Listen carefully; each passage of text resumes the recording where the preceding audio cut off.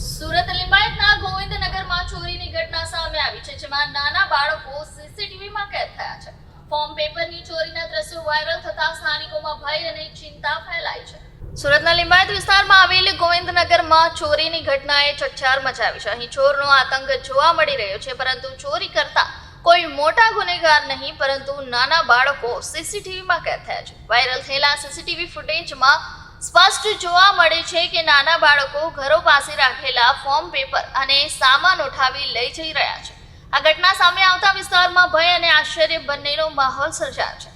સ્થાનિક રહેવાસીઓનું કહેવું છે કે છેલ્લા કેટલાક દિવસોથી ગોવિંદનગરમાં વારંવાર આવી ચોરીઓ થઈ રહી છે. નાના બાળકો દ્વારા ચોરી થતી હોવાથી લોકો મૂંઝવણમાં મુકાયા છે કે કાયદેસર કાર્યવાહી કરવી કે બાળકોના ભવિષ્યને ધ્યાનમાં રાખીને કોઈ અન્ય ઉકેલ શોધવો. હાલ તો આ સીસીટીવી વિડીયો સોશિયલ મીડિયામાં વાયરલ થઈ રહ્યો છે. સ્થાનિક લોકો પોલીસ અને પ્રશાસન સામે માંગ કરી રહ્યા છે કે બાળકો પાછળ રહેલા કારણો શોધી યોગ્ય કાર્યવાહી કરવામાં આવે, જેથી આવી ઘટનાઓ ફરી ન બને.